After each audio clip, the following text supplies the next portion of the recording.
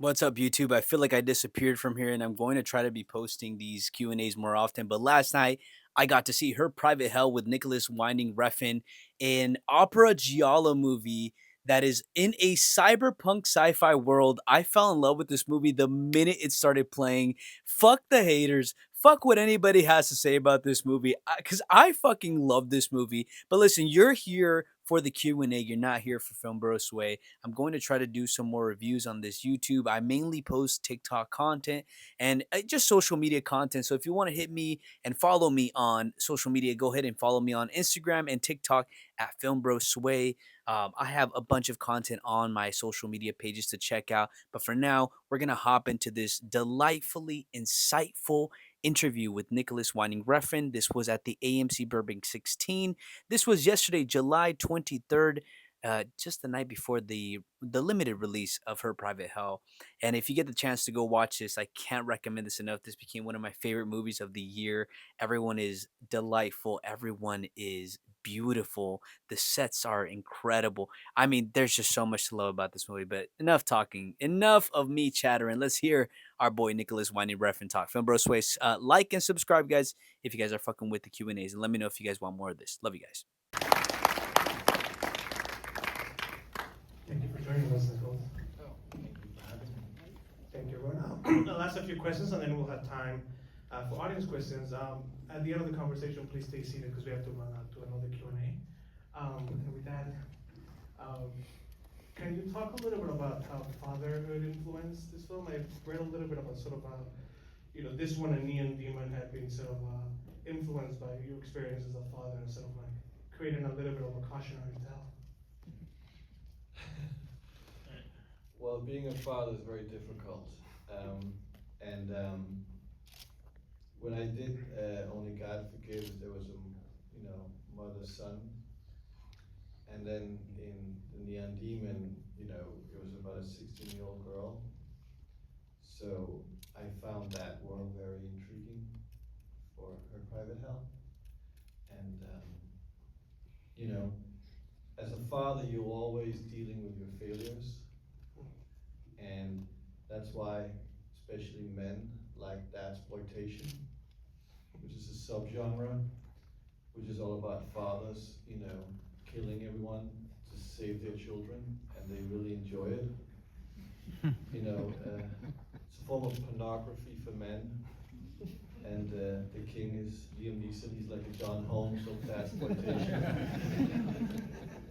And there's something in that that's very cathartic as a father. We were talking maybe before as about you as the queen of bisexual lighting. Can you talk about the lighting in this film? It's gorgeous and very cultural. Yes. Well, so I'm colorblind, and so how it works is there's colors I can't see, but I can feel color.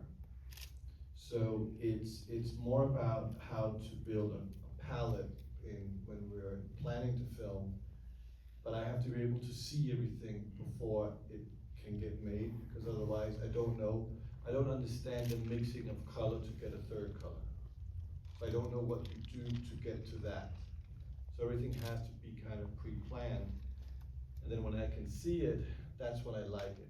And it may be very confusing to the DP and the lighting team, but then they have to be colorblind. So a bit like they're working with my handicap as their gasoline. And then the score of this film is really incredible, very operatic. You got Pino Donaggio to come out of retirement for this. What was that conversation like? Well, Pino is so it was the first movie I'd made where I didn't know what the sound was going to be, and I didn't have like a musical reference. But halfway through making the movie, I realized I wanted to make an opera, because everything was very fake, because it was, I built everything in a small warehouse in Copenhagen. And the themes are very operatic, the idea of Elle, her father leaving her but marrying her lover who becomes her stepmom, and that's an issue. And she dreams up a kind of imaginary father, like it's her alter egos. It goes to hell. It's very grandiose, and I like that in a sense as an operatic theme. But if you're going to make an opera, you need to go to Italy because you need to get a composer that understands film music and opera. The problem was all the composers in Italy were dead, except Peter Donaggio, who I had to Google who was still alive, and he was in his mid-80s. And he's classic Italian, slick back hair, big sunglasses, lives in Venice. But he was very up for doing an opera. And I said to him, "You're going to die soon, so let's make it a regular." And he did find that funny, so I knew we could communicate together. You gave him the But chance but to I go did on. say something, and this was again, I don't know if there's any filmmakers here, but I get high on the gamble, meaning that you basically you have no options other than one option, and it just has to work. Like safety net and creativity is that's not cool. There's a great scene in Once Upon a Time in the West, if you ever seen that, where Henry Fonda shoots a man who has a belt and suspenders. And he says, "Never trust a man who doesn't trust his own pants." And that's a little bit if you have a safety net around creativity. You gotta be in a situation, in my opinion, where you're betting the house each time. So on this film, because the music was gonna be everything, in the end of the day, opera, it's all about the music. So because I'd done it in reverse, I was like really dependent on Pino delivering the goods. So I said to him, "Listen, just so you know, I spent a year and a half on this film. I built the house. There's blood veins and there's a heart, but there's no blood. And your music is going to be the blood. But if it doesn't work, this film is going to be a disaster." So I was really went in and I bet with one chip on black on Pino, and I was very happy, of course, and I hope you guys like the results. But he certainly made the film with blood.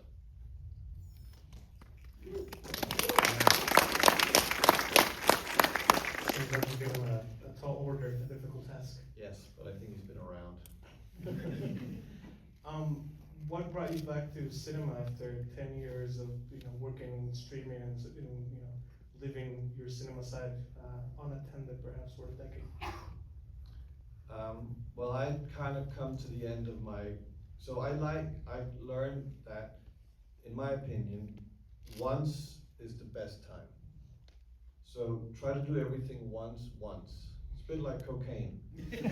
Like the one time is the best time, and then you spend the rest of your life chasing that one time. And it's a little bit of a dangerous thing with creativity as well, at least for me, that I only want to do one thing once. The problem is that I ran out of just inspiration. And then I, fell into streaming, or tripped into it. And I made 2 shows, which was obviously, I like what I made very much, but it was a different environment in the sense of what the purpose is. And television wasn't as interesting suddenly to me. Then I went into more fine arts, and I began to work with fashion, and which I enjoyed because it was very freeing, because there was no commercial commodity. I said it wasn't commercial medium. But then I died, and I was dead for 25 minutes because I had what's called a leaking heart. My blood was running backwards. Now, I didn't know if I was going to come back, but thank God I did. And when I came back, I realized I'd been given a gift, that I could start over. I could begin again from how I was when I first started to make films, because I'd almost erased my memory of what it was like. I was filled up with energy and juice, and I was going to now do it again. But I wanted to make cinema, not because so much of making films, because there's films on all mediums, but I wanted to see, for me, it was about what is the one thing that we need in this world is human contact. And that's a cinema. It's the most effective and inexpensive ways to experience together. And in a world that's getting more separate and more divided and more technically driven, and almost you don't have to do anything but talk to a computer voice, I don't like that. I don't like that for my children. So I thought, well, cinema is still something that brings people America, then if I can contribute to that my way, then at least, I'm doing God's work. Mi work. This might be a little bit of an oddball question, but I know that you're close friends with Alejandro Jodorowsky. Have you talked to him about that experience? He's big into the afterlife. Oh yeah, we had a lot of tarot readings. And when I came to Paris after my survival, my coming back, Resurrection. where my oh, and by the way, it's black, there's nothing. Don't think you're gonna be, it's just black. So I was really happy to be alive again. I remember asking God for 5 more minutes when I was, diagnosed. But so me and Alejandro, I do a reading with Alejandro every time I have to make something. I fly to Paris to see him. And this time he had two tarot cards. He had a tiny tarot card and a big tarot card. Because this was my new heart and my old heart. So it was very magical. I'm sure. Yeah. He's almost 100 years old now, so. Well, every time I speak to him, he says, "I'm so happy I'm alive today." Now you can share on that feeling. Yes. Oh yeah. Life's the best thing ever. Talk a little bit about casting your actors. Everyone there, how much do you share with them at the beginning about what the film is about and what the characters of play are? Well, I shoot my films in chronologically order, so there's always an opportunity to adapt and change and turn things to other things, find other elements in what's being made. They were pretty, no one ever worked like that before that were working on the movie, so they were a bit, almost uncertain of how to approach it. They realized they shouldn't read the script because it was going to change every day, so it became more like painting every day. We cast it for a year for the girls, and I couldn't find the one who was going to play Sophie's character Elle until Sophie came through for a general meeting. And after a year, it was just like, it's her. And it was very relieving because there was something about it that I didn't really know what the character was going to be like until I saw her. Then I asked her two things. What's your relationship to your father? She replied. And I said, what kind of music do you like? And she replied, and I said, okay, we can work together. And then Christine and Havana had been auditioning throughout the year, and I kind of knew I wanted them, but I couldn't hire them until I had Sophie, who was going to be like the tip of the triangle. And with Charles, I needed somebody that was in the family of, Mads Mikkelsen or Ryan Gosling prior. And there's not a lot of Greek men out there that look like statues.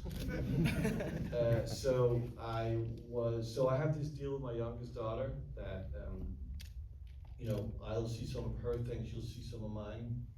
And her deal was, we gotta watch Riverdale.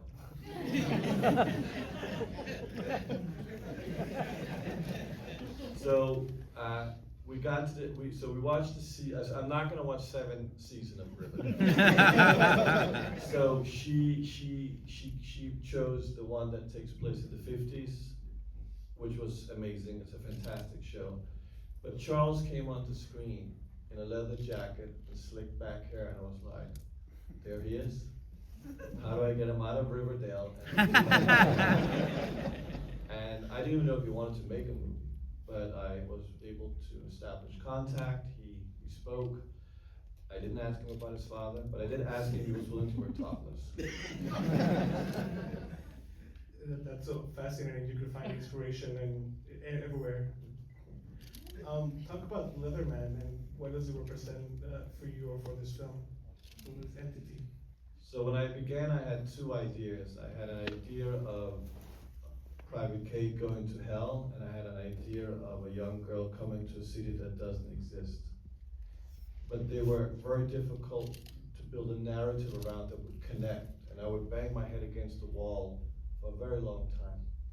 So Leatherman was a kind of a monster I made a few years ago that was going to be like a glam monster. He was going to be like glam rock, dressed in leather with gloves that were made of fabric and glitter diamonds that he would destroy with. And I was able to pull him out of the archive, and then he became the focal point. But then obviously the theme of father-daughter was what he represented, and that Dan's father was always searching for his daughter. And how did you cast the actor who plays Leatherman? Was that a difficult choice to find the right He guy? was my Thai boxing trainer. You really grab him from everywhere. Yes, and he was cheap. Did you feel like, as your career has gone along, have you gotten more away from realism and sort of really sort of pushing the boundaries into, what cinema can do? Is that kind of a conscious decision? I started my career making films trying to capture authenticity. And that's great when you're young and arrogant. But I was very arrogant. But at a certain point, at least for me, I realized I was never gonna really capture real. So I became interested in unreality. And to me, that was much more exciting. And obviously using fairy tale as a foundation for everything moving forward. Because the thing about fairy tales, so most entertainment, if you have a piece of paper, there are lines which is information. That's informing you. And like codes, which is great, and you can have a mechanical design and you can teach those mechanics fairly easy. The thing about fairy tales is that when what always stays with us is that it's in a way paper thin on surface, because it's so simple in its kind of stories. But once you turn that around, and there's now layers of interpretation that has there's no end.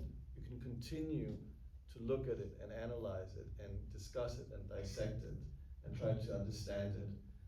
And that to me is what cinema is. It's an experience. And I think that's something that we have to really cherish and protect. A lot of movies are kind of boring, right? They're not taking risk.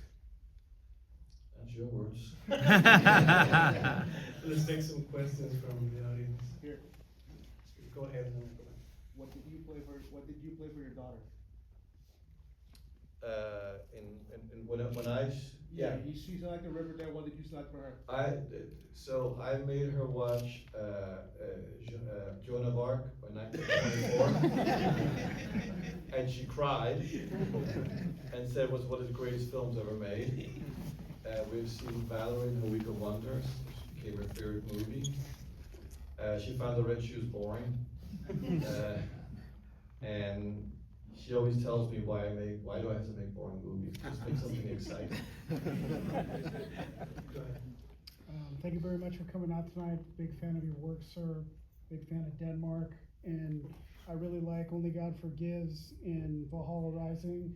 I felt this film had a lot of futuristic, science fiction, horrific, orgasmic. My favorite sequence was Demented, but I'll say it is the orgasm with the bursting of the blood.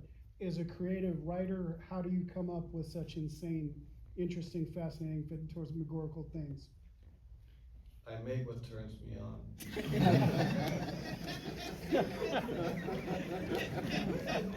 We can get someone up there. All the way in the back, Carlos. Go ahead. I can barely see you because of the light, but go ahead. Yep. With your actors, especially with Sophie and Helvana, they have very intense eyes, and they use them to express it. So when selecting your actors, was that one of the things that you tried to focus on when selecting your cast? Very much, because I usually take so much dialogue away that all they have is their eyes to express with, which obviously goes back to Joan of Arc that you were asking me about, because that's a film that was all shot in close-up and it's a silent film. And it's probably the greatest achievement ever in cinema. So yeah, it's a very, it's all about what the face can do.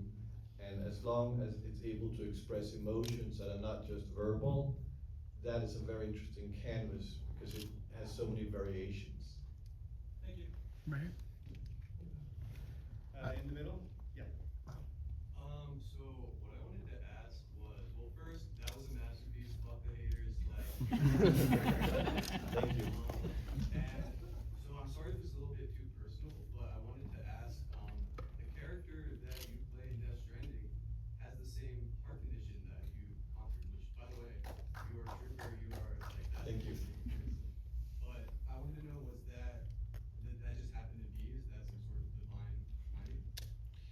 mean, Death Stranding is like that's Hideo Kojima's creation. I'm just the eye candy.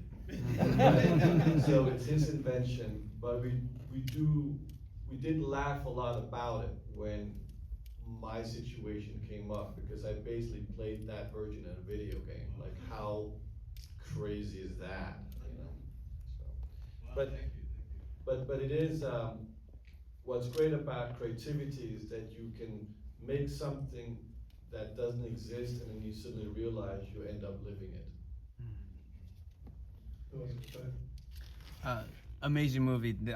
I think it was just a masterpiece as well. But is there any sort of giallo inspiration that came from watching any giallos that you sort of hearkened into this movie? Oh yeah, I mean, I love Giallo because I love the absurdity in it and Yeah. the campness, and you know, Giallo is like it's like Italians doing too much cocaine and and then the movie's just over suddenly. We'll do another one from someone upstairs. Far back on the left. Good glasses. Yep. Yeah, I was actually gonna ask something similar. I was curious if like you knew that you were making something like a really dark version of Fantasia or even like Suspiria when you were making this, if that ever came to your mind for like really beautiful sets. Well, I love Dario Argento, both as a person and his films, but Fantasia is a very interesting idea because the artificiality of that film has always been very interesting, I feel. And this idea that fantasy is more sensitive when it is completely taken out of context of a reality setting. It's a form of transportation that, in a way, to me, is the foundation of imagination. You know, so I love both works, of course. One more. Sorry, this slide is so very. Second row, yeah, in white. Yeah. Have you ever seen like any of Panos Cosmatos movies? Like, do you feel like any inspiration came from that? Who? Directed Mandy. Oh no, I didn't. I know of it, but I didn't see it. But I heard it's great. Like the visual style of this movie and Mandy just go like hand in hand. Oh, Very like in a complimentary way. oh, thank you very much. It's with Nicolas Cage, right? Yes. Oh, great. He's terrific. Do we have you back in cinema for good? Are you back to making movies? Well, I'm making Maniac Cop next year. In LA. Yeah.